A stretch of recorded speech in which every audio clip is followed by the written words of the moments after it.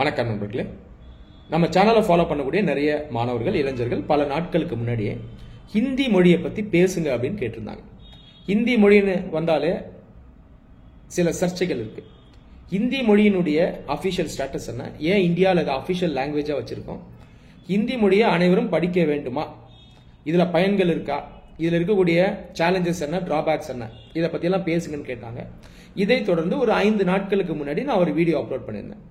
இந்தியனோட official status என்ன, இது ஏன் அஃபிஷியல் லாங்குவேஜா இருக்கு, இந்த மொழியை அனைவரும் கற்க வேண்டுமா இல்லையா, இதை பத்தி சட்டம் என்ன சொல்லுது, அது இல்லாம இந்த மொழியை படிக்கிறதுல இருக்கக்கூடிய சேலஞ்சஸ் என்ன, டிராபேக்ஸ் என்ன, பெனிஃபிட்ஸ் என்ன, இதெல்லாம் நான் பேசியிருந்தேன்.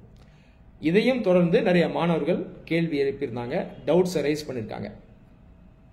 மாணவர்கள் எழுப்பக்கூடிய கேள்விகள், சந்தேகங்கள், இதை பார்க்கும்போது எனக்கு என்ன தெரியுதுன்னா, நிறைய இளைஞர்கள் நிறைய விஷயத்த படிக்கிறாங்க, நிறைய சோர்சஸ் வந்து படிக்கிறாங்க, ஆனால் அன்பார்ச்சுனேட்டா ப்ராப்பரா நாலேஜ் எடுக்க மாட்டாங்க. நிறைய பேர் பொலிட்டிக்கல் வியூனால இன்ஃப்ளூயன்ஸ் ஆயிடுறாங்க, நிறைய பேர் எமோஷனலா இந்த விஷயத்தை பார்க்குறாங்க. ஒரு சாரார் என்ன சொல்லுவாங்கன்னா, ஹிந்தி மொழியை படிச்சே ஆகணும்னு சொல்லுவாங்க பிளைண்டா, ஆனால் உள்ள அனலைஸ் பண்ண மாட்டாங்க. ஹிந்தியோட அஃபிஷியல் ஸ்டேட்டஸ் கேட்டால் அவங்களுக்கு சொல்ல தெரியாது. இன்னொரு சாரார் பார்த்தீங்கன்னா ஹிந்தி மொழியே தேவையில்லை, தவறான மொழின்னு பிளைண்டா அப்போஸ் பண்ணுவாங்க. அவங்ககிட்டயும் நீங்க இதை பத்திலாம் கேட்டீங்கன்னா ஆன்சர்ஸ் வராது. அன்பார்ச்சுனேட்டா இப்படிதான் நிலை இருக்கு. புரியுதா? ஸோ ஒருவேளை உங்களுக்கும் அந்த மாதிரி ஒரு சிந்தனை ஏற்கனவே இருக்கு, ஒரு ஒப்பீனியன் ஆல்ரெடி இருக்கு, இல்லை நீங்க பொலிட்டிக்கல் வியூனால இன்ஃப்ளூயன்ஸ் ஆயிருக்கீங்கன்னா இந்த வீடியோவை நீங்க பார்க்கணுமான்னு முடிவு பண்ணிக்கோங்க. யாருக்கும் சாதகமா நான் பேச மாட்டேன். எது உண்மையோ, எது ரியாலிட்டியோ, எது ரேஷனாலிட்டியோ அதுதான் நான் பேசுவேன். இந்த வீடியோவை பார்க்கணும்னு முடிவு பண்ணீங்கன்னா முழுமையா கேளுங்க, ஒரு செகண்ட் கூட ஸ்கிப் பண்ணாம ஃபுல்லா கேட்கலாம். அப்பதான் நமக்கு ரியாலிட்டி என்ன அப்படின்றது புரியும்.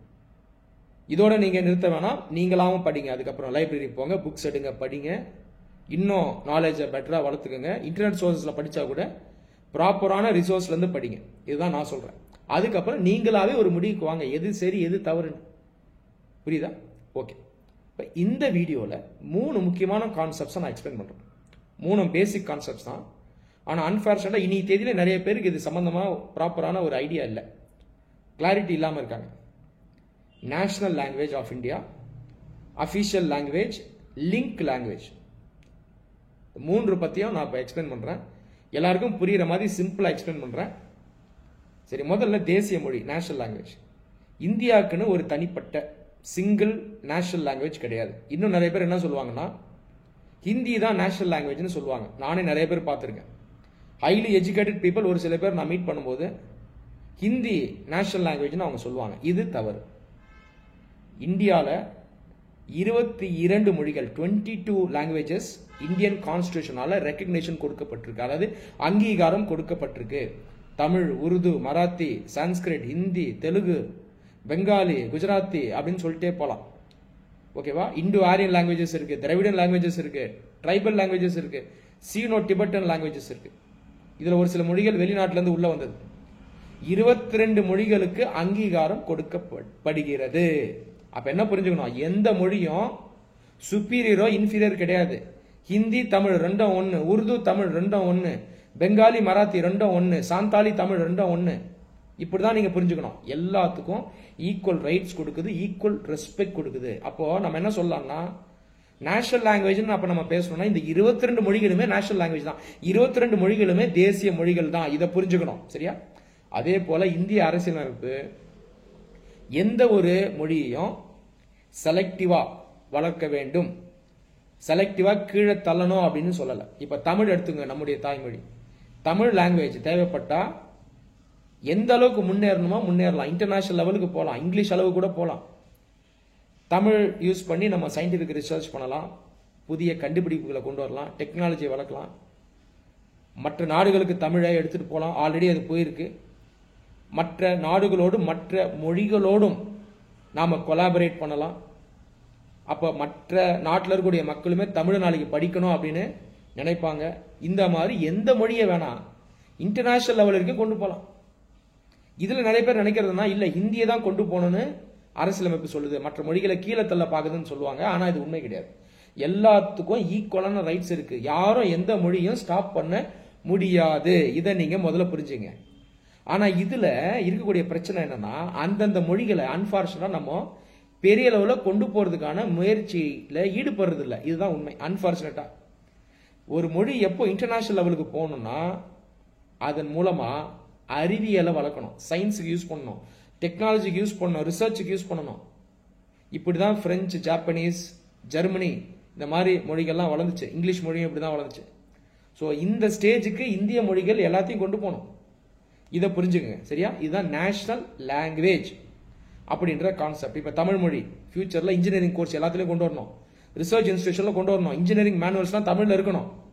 அப்போ வெளிநாட்டாலும் இந்தியாவுக்குள்ள வந்து தமிழ் மொழியை படிச்சு தமிழ் மொழி மூலமா முன்னேறணும் அப்படின்னு நினைப்பான்.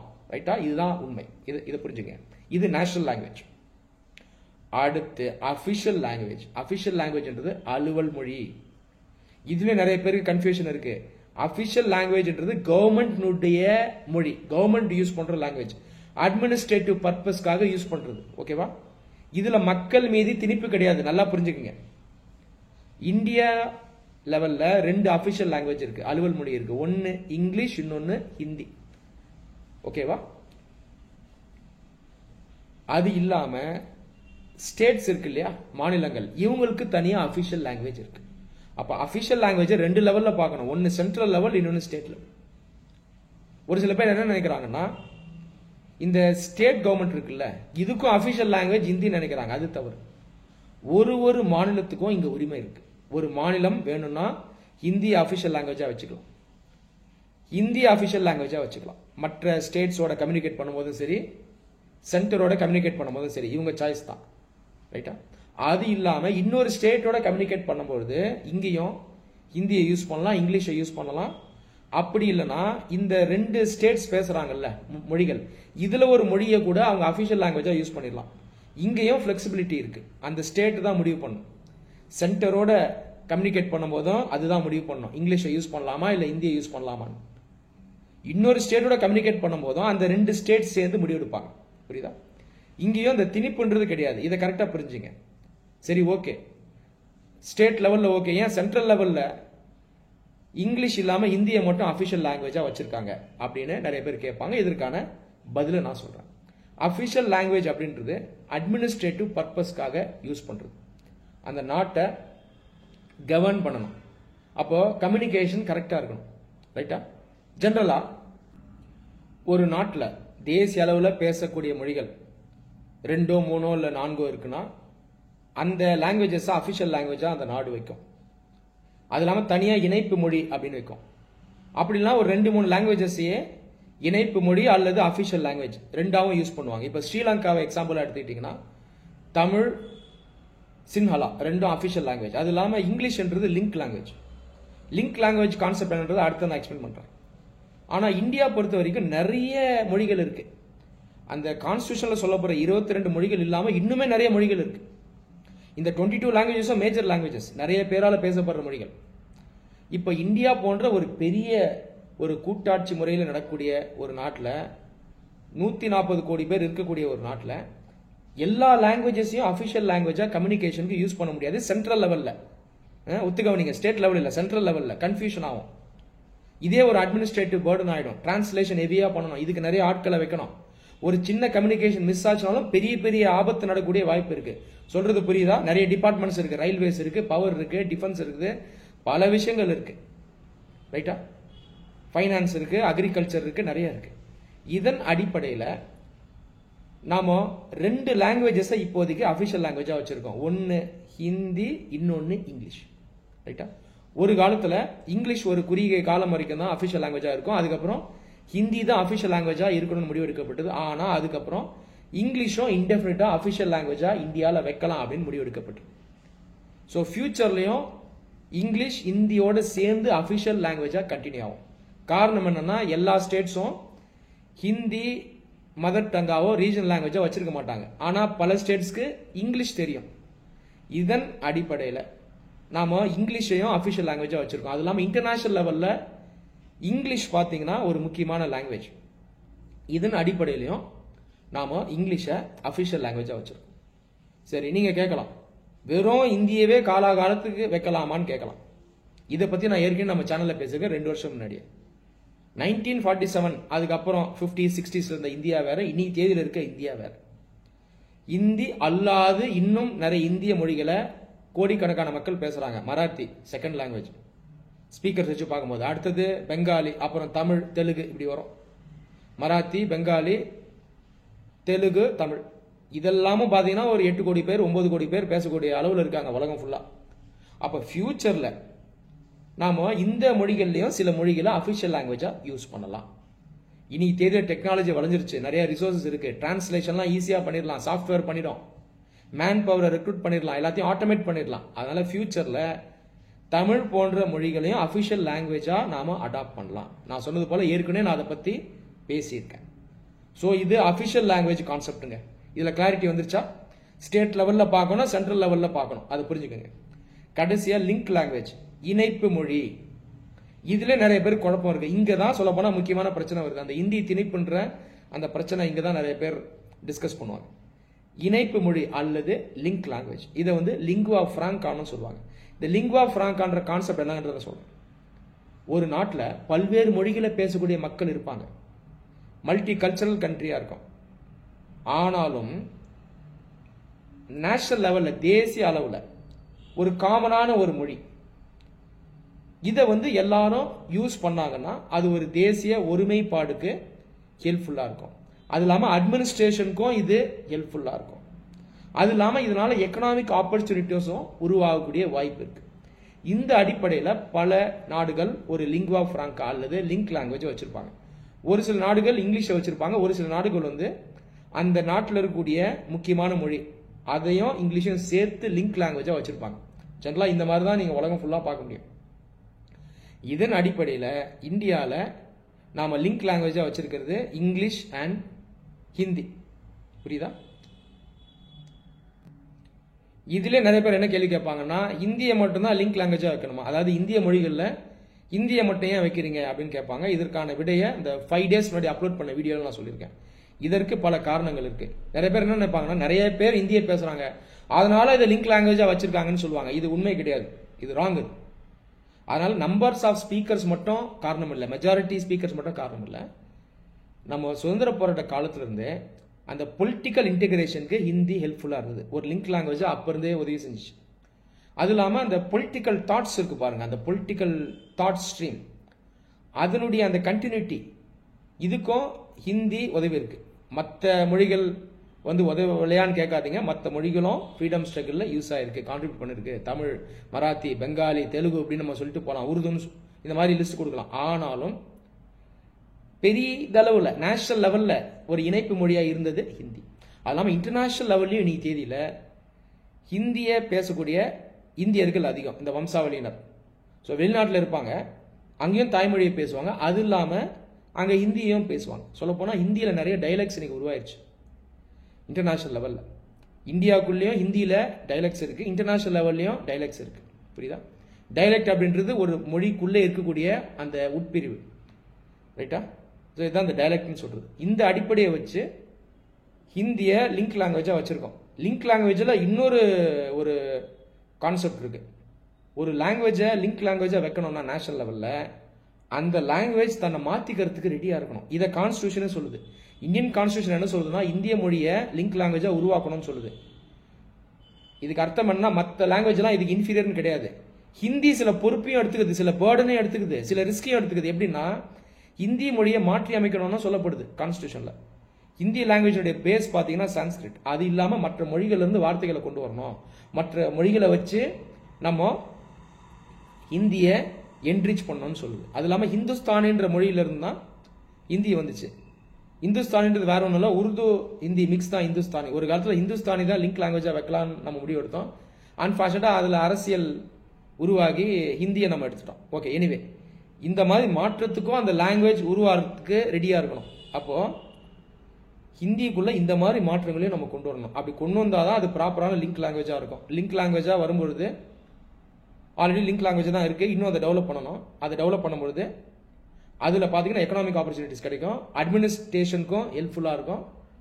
நேஷனல் லெவலில் அது மக்களால் பேசக்கூடிய ஒரு காமன் லாங்குவேஜாகவும் செயல்படும். இங்கேயும் கவனிங்க, லிங்க் லாங்குவேஜான இந்தியை எல்லாரும் படிக்கணும்னு கட்டாயம் கிடையாது, சட்டம் சொல்லலை. நேஷனல் எஜுகேஷன் பாலிசி 2020 இது என்ன சொல்லுதுன்னா 3 லாங்குவேஜ் பாலிசி கீழே குறைஞ்சபட்சம் 2 மொழிகளை படிக்கணும், இந்திய மொழிகளை படிக்கணும். அந்த 2 இந்திய மொழிகள் இருக்கு இல்லையா, அதுல ஹிந்தி கம்பல்சரின்னு சொல்லல, இதை புரிஞ்சுக்குங்க. அப்ப லிங்க் லாங்குவேஜா ஹிந்தி இருக்கு, ஆனாலும் இந்திய எல்லாரும் கம்பல்ஷனோட படிக்கணும்னு சொல்லல. ஆனா இதுல பிராக்டிக்கலா சில விஷயங்கள் நடந்துட்டு இருக்கு இந்தியால, அன்பார்ச்சுனேட்டா தப்பா நடந்துட்டு இருக்கு. உதாரணத்துக்கு நிறைய நார்த் இந்தியன் ஸ்டேட்ஸ் ரொம்ப காலமாவே 3ஆம் மொழி இதை பார்த்தீங்கன்னா சான்ஸ்கிரிட்டா படிச்சிருக்காங்க. ஜென்ரலா அவங்க வந்து ஒரு ட்ரைபல் லாங்குவேஜோ இல்லை ஒரு சவுத் இந்தியன் லாங்குவேஜோ படிக்கணும், தமிழையோ மலையாளத்தையோ இல்லை சாந்தாலியோ படிக்கணும். ஆனால் அவங்க ஈஸியா சான்ஸ்கிரிட் போயிடுறாங்க, ஏன்னா அது ரிசோர்சஸ் பெட்டரா இருக்கு. அதே போல ஒரு சில சவுத் இந்தியன் ஸ்டேட்ஸ் இவங்க வந்து 3 லாங்குவேஜ் பாலிசி வேணாம் அப்படின்னு ஃபீல் பண்றாங்க. உதாரணத்துக்கு தமிழ்நாடு பார்த்தீங்கன்னா 2 லாங்குவேஜ் பாலிசி தான், 3 லாங்குவேஜ் பாலிசியும் கிடையாது. இந்த மாதிரி சிக்கல்கள் இருக்கு. ஸோ ஆல் இந்தியா லெவலில் நம்ம பார்ப்போம், ரைட்டா? இதை மனசில் வைங்க. கடைசி கேள்வி, ஏன் இந்திய லிங்க் லாங்குவேஜாக வைக்கணும்? நாம இங்கிலீஷையே காலாகாலத்துக்கும் வச்சுக்கிட்டு போகலாம், இந்த மாதிரி நிறைய பேர் பேசுவாங்க. இதில் நம்ம கவனிக்க வேண்டியது என்னன்னா, ஏதோ ஒரு மொழியை பர்டிகுலராக தூக்கி பிடிக்கிறதோ இல்லை அதை வெறுக்கிறதோ வன்மம் செலுத்துறதோ சரியானதாக இருக்காது. இப்போ இந்தியன்றது ஆஃப்டர் ஆல் ஒரு இந்தியன் லாங்குவேஜ், இந்தியாவில் உருவாச்சு. அதில் சான்ஸ்கிரிட் இன்ஃப்ளூயன்ஸ் இருக்கு, பெர்ஷியன் இன்ஃப்ளூயன்ஸ் இருக்கு, அரபிக் இன்ஃப்ளூயன்ஸ் இருக்கு. ஆனாலும் ஒரு இந்திய மொழி சார், அவ்வளவுதான். அப்போ ஆல்ரெடி இங்கிலீஷை தான் இணைப்பு மொழியாக வச்சிருக்கோம். ஏன்னா இங்கிலீஷ் இன்டர்நேஷனல் லாங்குவேஜ், அதை படிக்கிறதுனால நிறைய பெனிஃபிட்ஸ் இருக்கு, எக்கனாமிக் பெனிஃபிட்ஸ் இருக்கு, எஜுகேஷன் கிடைக்கும், எம்ப்ளாய்மெண்ட் கிடைக்கும், மற்ற நாடுகளில் போய் நமக்கு வாய்ப்புகளும் இங்கிலீஷ் கற்கிறதுனால அதிகம். அதனால அதையும் நம்ம லிங்க் லாங்குவேஜா வச்சிருக்கோம், எடுக்கல. ஆனா ஒரு லாஜிக்கா யோசிச்சு பாருங்க, அது இல்லாம ஒரு இந்திய மொழி சார், ஏன் இந்திய மொழியை நம்ம மதிக்க கூடாதா? அது தமிழோ இந்தியோ சான்ஸ்கிரிட்டோ ஏதோ ஒரு மொழி, அதையும் நம்ம லிங்க் லாங்குவேஜா கொண்டு வரோம். அதாவது தேசிய அளவுல இந்தியாவை இணைக்கிறதுக்கு ஒரு மொழிங்க, ஏன் அதுக்கு இங்கிலீஷ் இல்லாம ஒரு இந்தியன் லாங்குவேஜ் எடுக்கக்கூடாதா? இப்படிதான் அதை பார்க்கணும். அப்போ ஒரு இந்திய மொழியே நமக்கு தேவையில்லை, காலகாலத்துக்கு இன்னும் 1000 வருஷம் 1500 வருஷத்துக்கு இங்கிலீஷே லிங்க் லாங்குவேஜா வைக்கலாம்னா இதுல லாஜிக் இருக்கா? இது வந்து சரியான வாதம் கிடையாது. இங்கிலீஷை தூக்க சொல்லல, இன்னும் அதுவும் லிங்க் லாங்குவேஜா இருக்கு. அது இல்லாம ஹிந்தியும் நாம நேஷனல் லெவல்ல கொண்டு வரலாம், இதுதான் லாஜிக், ரைட்டா? ஸோ இந்த அடிப்படையில் தான் ஹிந்திய லிங்குவா பிராங்காவா கொண்டு வரலாம் அப்படின்ற ஒரு முயற்சி இருக்கு. இங்க கூட கவனிங்க, தமிழ் மலையாளம் போன்ற மொழிகள் இந்தி கீழே கிடையாது, 22 மொழிகளும் ஈக்குவல் தான். நீங்க தேவைப்பட்டா மலையாளத்தையோ தெலுங்கையோ தமிழையோ இங்கிலீஷ் லெவல் கூட நம்ம எடுத்துட்டு போகலாம். இதை நான் ஏற்கனவே சொல்லிட்டேன், இன்டர்நேஷனல் லெவல்ல நம்ம கொண்டு போகலாம், இதை யாரும் ஸ்டாப் பண்ணல. லிங்க் லாங்குவேஜ் அப்படின்றது நேஷனல் லெவல்ல ஒரு காமன் லாங்குவேஜ், அதுக்கும் நான் சொன்னது போல கம்பல்ஷன் கிடையாது 3 லாங்குவேஜ் பாலிசி கீழே. இது அட்மினிஸ்ட்ரேட்டிவ் பர்பஸ்க்காக மெயினா யூஸ் ஆகுது. அது இல்லாம இதுல எக்கனாமிக் ஆப்பர்ச்சுனிட்டிஸும் இருக்கு, அதிகமா இருக்கு, அதை ப்ராப்பரா யூஸ் பண்ணா. ஆனா இதுலயும் வந்து இந்தியை நாம இன்னும் வளர்க்க வேண்டிய ஒரு நிலை இருக்கு. நான் சொன்னது போல லிங்க் லாங்குவேஜுக்கான ஃபீச்சர்ஸை இன்னும் அதில் கொண்டு வரணும், இன்னும் நிறைய மாற்றங்களை கொண்டு வரணும், மற்ற லாங்குவேஜஸ்லேருந்து வேர்ட்ஸ் எல்லாம் அதில் கொண்டு வரணும். அப்படி கொண்டு வந்தால் தான் அது ப்ராப்பரான ஒரு லிங்க் லாங்குவேஜ் ஆகும். இன்னும் அந்த ப்ராசஸில் தான் இருக்குது, it still has a long way to go. So இதுதான் நிலை. அதனால் கரெக்டாக புரிஞ்சுங்க, national language, link language and official language. இந்த வீடியோ உங்கள் எல்லாருக்கும் ஹெல்ப்ஃபுல்லாக இருந்திருக்கும் நம்புகிறேன். நன்றி.